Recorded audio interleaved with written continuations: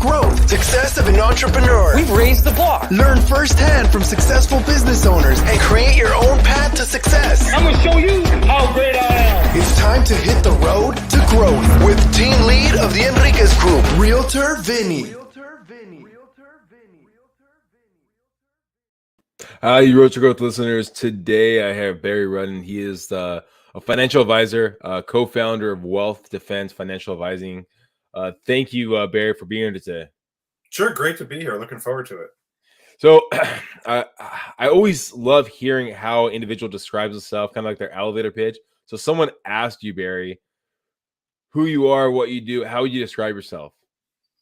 Well, I think the best answer to a question like that is very simple, and that is I help people do two very basic but very important things. Number one, avoid financial loss in all its forms. In a sense, prevent the preventable financial damage that can happen to people when they don't plan properly. And the flip side of that is help them achieve financial success, whatever that means to them. Get them where they want to go, get them to their destination as quickly and safely as possible. Now, what about yourself? Talking about yourself, have you always been one to be good at putting together a roadmap, kind of building financial success? Was that a young Barry? You know, I did not come from any kind of financially success-oriented family. My folks didn't have any money. We really didn't, I never starved. I never missed a meal, but, that was about it.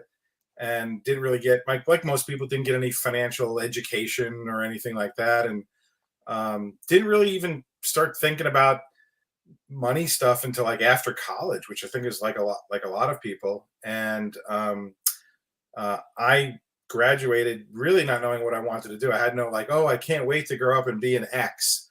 And so a lot of people said I had a big mouth and would make a good attorney.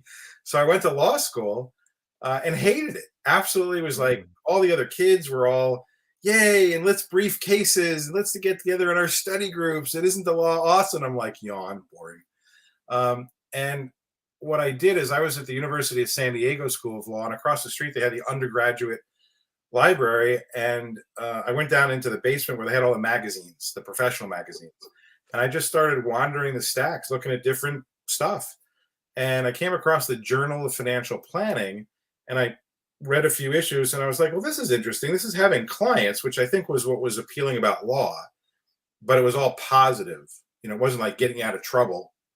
It's about helping you put kids through college and retiring and all that kind of stuff. And I was like, that's pretty cool. So I broke my mother's heart leaving law school, but at the same time, I really think I found my calling and my passion because I'm kind of an educator at heart, I think. I was a driving instructor at a professional driving school for 3 years. I had a 100% passing rate, came up with my own unique ways of getting them to really get it about driving quickly. So it was a really good fit for me. So I didn't accidentally fall into financial planning. I chose to do it intentionally. And I have a certified financial planner designation that I've had for 30 years. And so this is not amateur hour for me. This is my chosen profession. Well, let's talk about that. So you're in law school. How long were you in law school before you found this platform of CPA? CFP, but yeah, it was very brief. I have to really admit that I was miserable, and I was sitting in the middle of my civil procedure class. And I don't know if you've ever seen those movies where you're sort of being chased by the bad guy, but then the hallway just keeps getting longer and longer. Well, I'm sitting there in my seat, and all the other chairs seemed to move away from me. Like I was sitting there isolated and alone, and the civil procedure professor was also the dean of students. So afterwards I was like, can I talk to you? And he's like, sure. And I'm like, I don't know why I'm here. I just don't even care. And he goes, well, this is just way too hard to do if you're not into it. And so I think I was there for 3 or 4 months, really, totally. And it was really crushing for me because I had actually, always intended to be this, professional person and, have the stature and everything of an attorney. And what's interesting, fast forward a whole bunch of years, I'm actually kind of an estate planning nerd. I actually really like business and estate planning, succession planning for businesses. And estate and retirement planning. So I interact with a lot of attorneys and, know the concepts really well. And so I've kind of come full circle there, but I'm just using it from a different angle than a legal angle. But it was a devastating, just a devastating psychological blow, you thought you were on this path and all of a sudden you're like sitting out there, okay, now what am I going to do with my life while my mother's crying and telling me to go back to law school every day? Well, talking about that, so how did you get your mother on board of you leaving law school? Also getting yourself on board of you going back to school and still making, I guess, yourself and your mom proud. My mother did not really let go of it for a very, very, very long time. She was sending me stuff, and at one point, I think she sent me a matchbook with, get your law degree at night or something. So she very much had my son, the lawyer, in her head. Okay. And it actually caused kind of a rift because I felt like she was not accepting, what I was saying and what I was feeling, and that the only way that it was going to be okay is if I, went down that road. And I finally said, well, why is this so important to you? And, I think like all moms, it was, think you'd be, safe and secure by having a profession. I was like, well, don't worry. I'm going to have a profession. I just need to find the profession that fits me and what I want to do. And it turned out to be a really, really good fit. So I think you got to kind of trust your instincts. And I was paying for law school. I had paid for my college and I had taken out student loans and I was paying for law school by myself, and I was at a private law school. University of San Diego is a private law school. So I was facing huge, bills if I went all the way through. And so, I just, obviously a lot of soul searching, but I just decided, you know what, you got to kind of be on your own and decide not what your parents want you to be, but, what you want to be. What allowed you to understand that, to grow with that? Because I think it takes some people longer than others to say, I got to figure out what I want to be and compared to what my parents want to be. It's strange because even now, as much as I identify with my profession, I've never really kind of felt my profession trumps my humanity and who I am as a person. And I think that when you do something like maybe be a doctor or a lawyer, like I think as a surgeon, that's so intertwined into everything you are. I think it's hard to uncouple. But with I think any other profession, I think it's more about, so I'm very verbal, right? So if I look at a spreadsheet, I know how to use it, but I hate it. It gives me the hives. I'm more about the human communication side. And while I'm technically competent, I feel like the skill that I've really worked on developing is the communication between myself and the client to be able to not only get sort of the facts, but also the feelings, the background, the history about where they're coming from, and their feelings about money and their goals and aspirations and family and such. And it's really fascinating because when you ask clients, say, for example, we were talking about college planning for their kids, and you'll ask them, well, what's your opinion about paying for college? Is it, I want to pay for everything, 100% of tuition, room, board, books, fees, and a car? Or I'll pay for half, but I think you should pay for half. Or I can set aside $250 a month, whatever that grows to, you can have, the rest is on you. There's a huge range of opinions, even amongst the two parents, right? Well, I thought we were going down this road. No, I thought we were more like this. And if you ask them, well, is that how your parents treated you? So for some people, it'll be like, my parents paid for everything and that's what I want to do for my child. Or my parents paid for nothing and I want to pay for it. Or my parents paid for all of it and I didn't really take it seriously. I didn't value my education. So now I want to have my kid have some skin in the game and pay for part of it. So I think I think what I found was that I was naturally really curious about people and what was going on behind the scenes. And I really concentrated on the human communication side of speaking with clients and getting them to really dialogue about issues they may never have even thought about.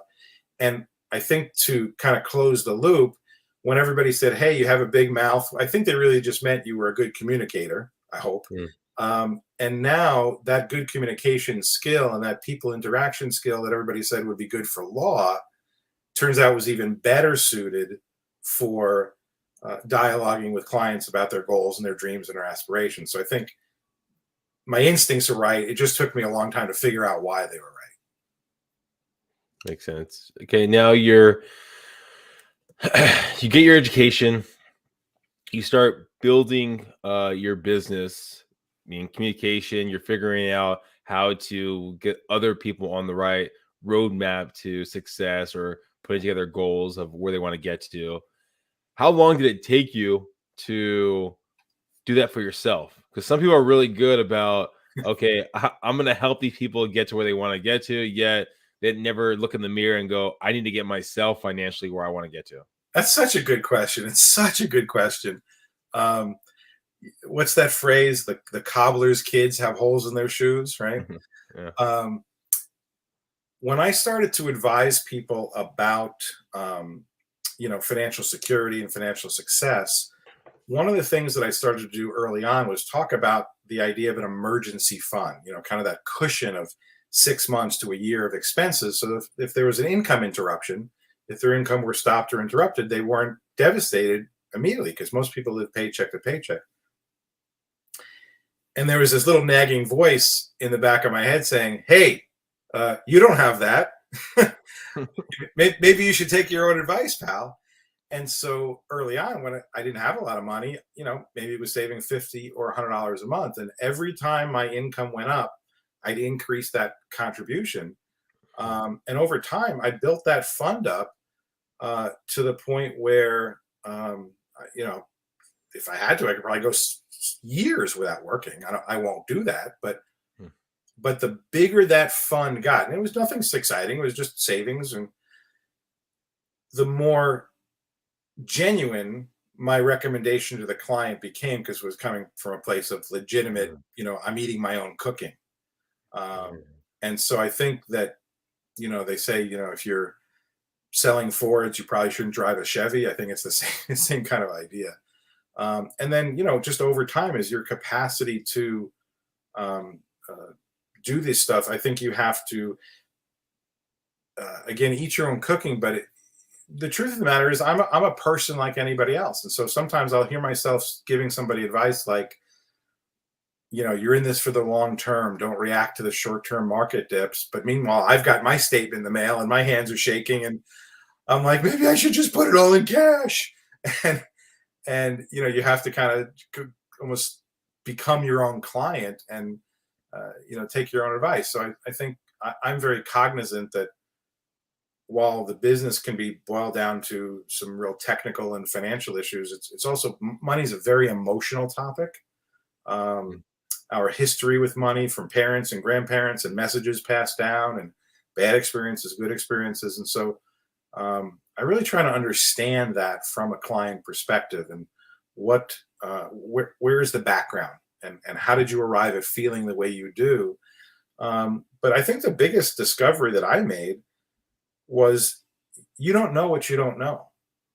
And when I was very early in the business, my father owned his own business, small business, but it was like when a microwave panel, you go beep, beep, beep, and I want to do 2 minutes at power level 7 beep. That's a membrane switch. It's kind of a laminated panel and it has silver contacts, and that's what makes the thing work. Well, he made those membrane switches. What he made. And when I was early on in the career, I was all excited about all this stuff I was learning. And I learned about qualified retirement plans, things like 401ks and things like that.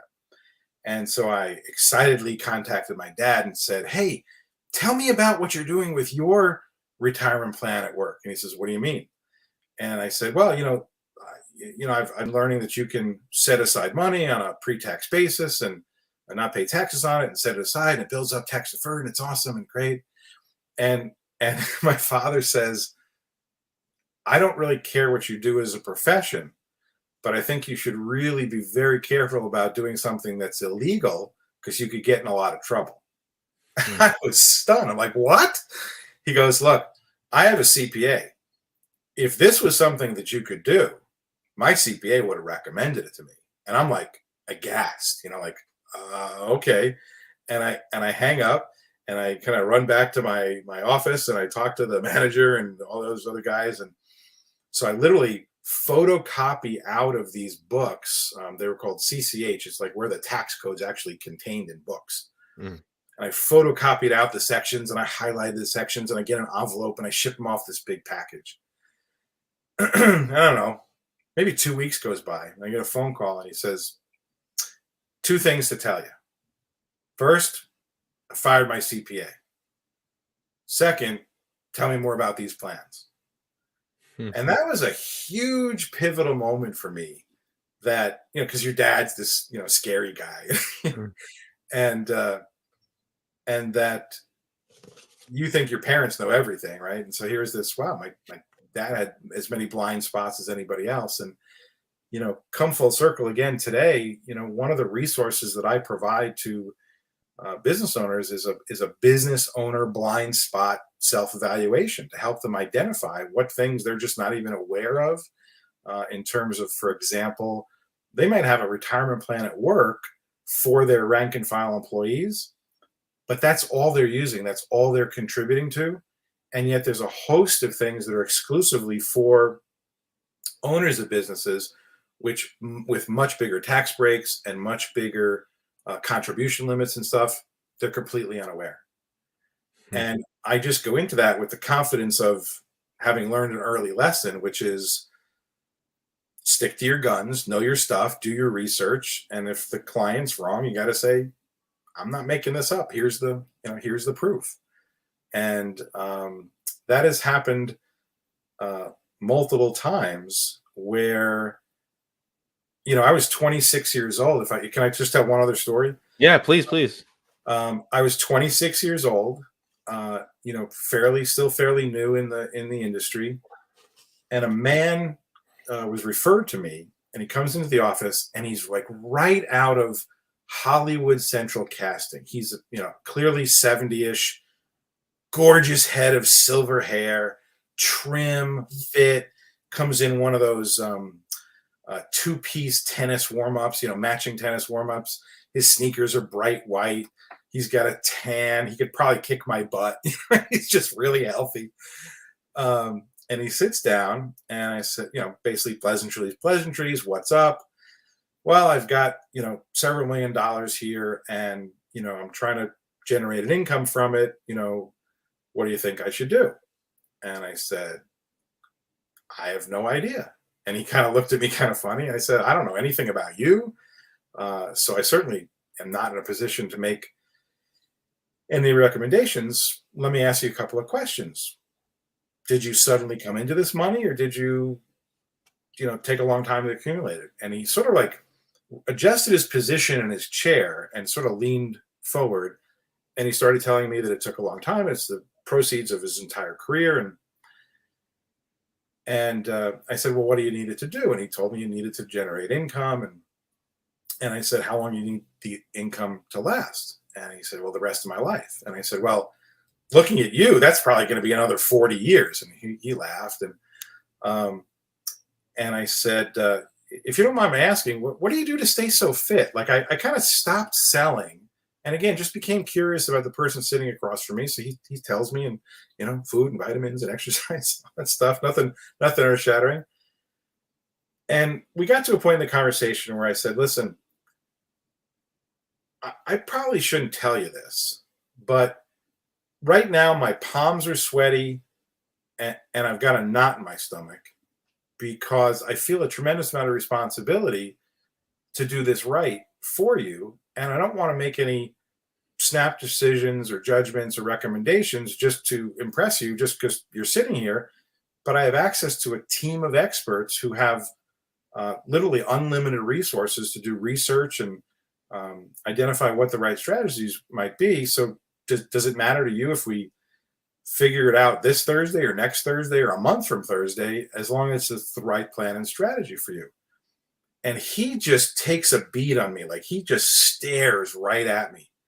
And I'm like, uh-oh, I obviously have said the wrong thing. I'm going to get beat up right now. And he says, son, and I get, 70-year-old guy, 26-year-old guy, he can get away with son. And he says, son, you just keep telling people who look like me what you just said, and you'll do really great in this business. And when he left, I just sat, by the way, what I just told you, exact quote, and this has been, almost 40 years. It just so burned in my brain what he said. And I sat there for hours thinking about it. And what I realized was that my transparency about sweaty palms and knot in the stomach was exactly what he wanted to hear, because what he said next was, I've been to, I think, 4 or 5 other investment advisors. And within 5 minutes of sitting down, they were making recommendations about what I should do with my money. And I walked out of all of their offices. I don't even know what recommendations you're going to come back with, but I'm telling you, I'm going to work with you because of what you just said, not because of the plan you come up with. And that was literally an earth-shattering, career-altering moment for me. And I've literally based my entire career on that level of transparency and honesty and, frankly, patience in not feeling like I had to be some superstar dispenser of instantaneous advice, but that my job was to be a money doctor, to do an examination, come up with a diagnosis, make a prescription, and assist the client in effectively filling the prescription, if that was pills or ointments or surgery or whatever, in a measured, thoughtful way, so that they really understood what they were doing. And it's all based on literally that conversation with that man. That was literally like the pivotal moment in my career that it all clicked. It literally all clicked at that moment, that it wasn't about all this technical stuff I was learning, but it was just about connecting with that person on a really human, personal level. And that they were actually, that you were effectively auditioning without even knowing it. What they were really saying is this my person? Is this my advisor? Am I going to trust my future with this person? And that's what they really want to know, is your heart, maybe even more than your head. Why do you think it is that most of your colleagues come to such quick conclusions of how to guide a person without actually hearing them out? I think it's a real industry problem, because most people come into the industry working with a particular company, like an insurance company or investment company. And frankly, those companies are product manufacturers and distributors. And their job is to move product, just like you're, selling any product. And so all the training is hyper product centric and, unfortunately, product first. And it's essentially like the guy on the street corner with a raincoat, and he opens up the raincoat and, who wants to buy these Rolexes, in air quotes? I think a lot of people are just saying, hey, I've got this good thing. Who wants to buy one? And I think, frankly, they have a money motivation. The derogatory term in the industry is commission breath, that they can smell it on you. And I think you need to be much more respectful of people that, if they've gotten to a certain point in life and have accumulated some money or have some, important goals like college for the kids or retirement, they're due the respect of a proper process. And that's kind of where the grounding in the certified financial planner process comes from, which is, plan first, prescription second. And that's why I've been kind of so devoted to that. And essentially, it holds you to this fiduciary standard, which is very different than maybe just a suitability standard in the other part of the industry, which is really trying to make sure that your recommendations really match what the person truly needs and what's in their best self-interest. And I really just, I don't think I've ever lost, to be perfectly honest, I don't think I've ever lost the sweaty palms and nervous stomach thing. I know it still happens to me to this day. We were working with a client today who's 73, husband 76, probably $1 million of different assets and a relatively complex plan, quite a few moving parts. I still put myself through the crucible of, is this the absolute best idea that you can come up with for this person? Is it really best for them and well suited and matched? And I expect to what I call face the music. I expect to be there, and I or act as if I was going to be there. That does the plan really come to fruition? Does it really happen the way we set it in motion? I feel that responsibility, and so, like I said, that was such a pivotal moment for me. That I think that's what people want. I think people want you to be really genuinely concerned that you're doing the right thing for them.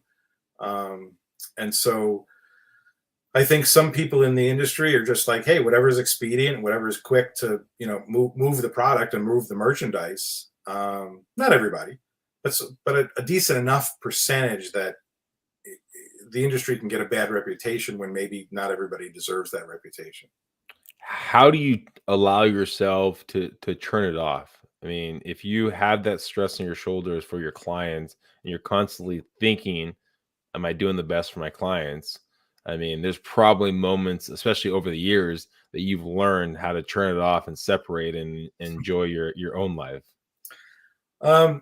You'd hope so.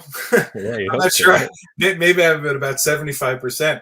I think if you do all the upfront worrying, meaning you do the really careful analysis, you feel like you've really asked the right questions, you've really understand the facts and the feelings, and if you feel that your recommendation can stand the crucible of the scrutiny of your own sort of fiduciary ethics, once the plan's actually in place, once it's actually implemented, then I can kind of, at least for the moment, relax a little bit. But part happening is once a year at least, saying, hey, do we need to make any adjustments? Is the plan working? Has the industry, shifted or changed? Has the markets changed? Interest rates, economy, whatever. So, had a new kid, bought a new house, got another job, made more money, all kinds of things change. Had a parent move in with you. So I'm not trying to create perfection or, perfect perpetual perfection forever. Mm. At this moment in time, is it the best I can come up with? And then I tell the client, we're going to take another look every year to make sure that we're not leaving any exposures to, going back to what I said earlier, I don't want any new opportunities for loss exposure to creep into the picture. So we're always kind of checking that avoid financial loss piece. And then are we on the right track for achieving financial success? And I think if you monitor the plan, just like a doctor has you in for an annual checkup, then I think you're doing really the best you can in, frankly, an imperfect environment. Talking about the plan, I mean, what's your plan for yourself and your business? I mean, over the next 5 years, if we talk at that point of time, where do you see yourself and the business going? That's a really good question. Earlier, I was speaking about the fact that I really enjoy estate planning and what's called business succession planning, which is, say, how a family-owned business transfers to the next generation efficiently from a tax standpoint, a control standpoint, and how basically succession ties into retirement and estate planning. That's a real fascination of mine, and so I'm really concentrating more and more in that area. I'm doing some additional education, working on additional certification in succession and what's called exit planning. But my feeling is that just demographically, there's so many people who are going to be retiring and need help with how do I transition from, I'll call it one side of the mountain to the other. So as we're working, we are building up over time our assets. So we're in a retirement asset accumulation planning mode during our working career. And we sort of get to that pinnacle of the mountain where it's like, I'm coming down the other side, and now I need to turn those assets into an income stream. So now I'm in a retirement income distribution strategy mode of how do I take that money, make it last for as long as I need it to last, keep pace with inflation, not lose it, and protect it from things like inflation and market losses and long-term care expenses and things like that. And so that's pretty much applies to everyone on what I would call an individual level. But those same folks, there's a big chunk of people who own businesses and don't really understand how to get the value out of them and how to make sure they're getting the maximum value of the sale of that business or the transfer of that business. So we provide like a business valuation service, and we teach them how to avoid the planning mistakes that can cause you some real problems with the transfer of the business. And so I'm really concentrating more and more in that area. I still love helping individuals and families, but business owners and entrepreneurs are kind of my thing, because we are the same. I am them. And I feel like business owners are so busy, entrepreneurs are so busy being that it's really hard to pay attention to, let alone learn and master all the financial aspects of what they need to do. They're really good at running their business, but then they have a lot of, like I said, blind spots to what they could be doing on the accumulation side and what they really need to do on the distribution side on their business and financial assets. So that's where I see the concentration of my time shifting more and more. Kind of building your business. And you talked about it kind of, I guess, briefly about the idea of being that 26-year-old man and talking to that 7-year-old man and kind of getting an idea of how you wanted to grow your business. I mean, since that point in time, I mean, what has been some of the struggles of getting to where you are today? Well, I think what's great about this industry is that it's really hard, if you put any effort into it, it's really hard to be bored, because it's always shifting, especially thanks to Congress. Tax laws are always changing. So I've tried to take an approach. We're required to take continuing education classes to maintain certifications like my certified financial planner. And I think, again, a lot of people just take whatever's quick and expedient to get their credits in and check a box. And I've tried to take the opposite approach, which is to seek out continuing education that actually educates me and makes me better. And it's longer and it's slower. But the more I add to my radar computer, so if you think about a jet fighter, modern jet fighter, it can recognize not only what it's seeing, but like literally whose plane is that? What country's plane is that, and what kind of plane it is, and then automatically select what weapon to select and what to shoot it down with. It's because that computer's been programmed to recognize and react to what it sees. And that's kind of how I've tried to approach it, is become more and more skilled at recognizing and reacting to what I see and hear in a client scenario, and then allow me to know what to recommend. Because you could have an entire area of planning. If you're unaware of it, you're not going to even see it or hear it. It's just going to go right by you, and you could miss something on the part of the client. So it's my responsibility to know how to recognize things that the client may not even be thinking about. And given the breadth of topics, it's virtually impossible to be bored. And I think that's why I've really liked being in the industry so long. The other way I think I've kept from sort of drifting away or becoming bored is I actually teach other advisors, but I don't teach them about products and technical stuff. There's tons of resources for that. I've tried to pass along to other people my philosophies about client engagement, client communication, and client interaction, so that they can have better and more meaningful conversations with their clients. And so those conversations are collaborative, not combative. It doesn't feel like this, that they're battling, but they're actually working together. Because I think a good advisor is going to come alongside the client and try and understand them as well as they can, and then act on their behalf as if they were them, with the knowledge they have about what's possible.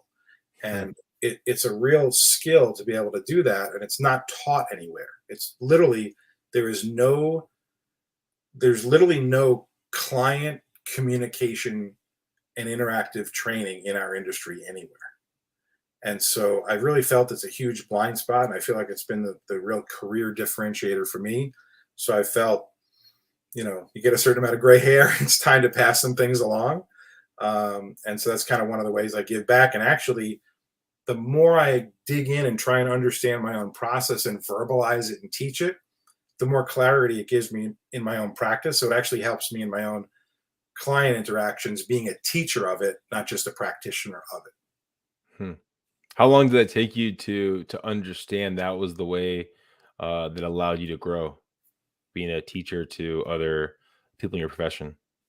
You know, a long time ago, I was having some really good success, and one of the companies that I represented, where I was actually using their products and, kind of a top producer kind of type of thing, contacted me and said, what are you doing? What are you doing to be so, good at this? And I said, well, I needed a way to figure out how to explain to clients what was possible for us just to even talk about.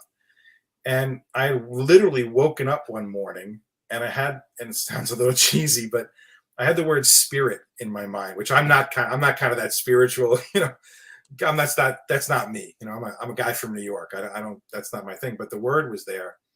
And what I realized was that it was telling me that I wanted to talk to my clients about that acronym, which was SAVE, right? That emergency savings, save, protect against financial loss and financial devastation, and invest, SPI. And then the second phase of that, once you had that foundation down, then it was to focus on retirement, because it was such a long game that they really needed to start early, that they needed to protect their income. That's the I.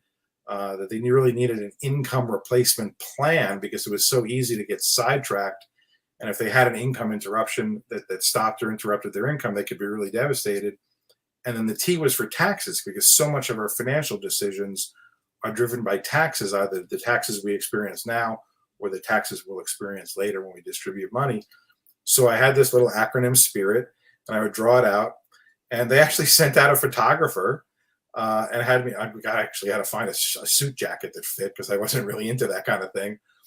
And I wrote it out on my whiteboard, and they sent a photographer to take some pictures, and had a reporter kind of interview me and such. And it was interesting, because I had, I never kind of really thought about it as a teacher, but that's what I was really doing with my client, was teaching them.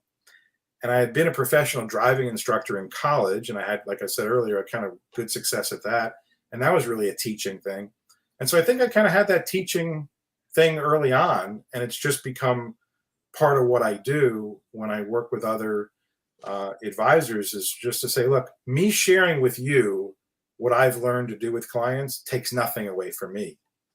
And if you really have a genuine belief of what this industry does for people, what financial planning does for people, I will never be able to interact with all the clients that they'll interact with.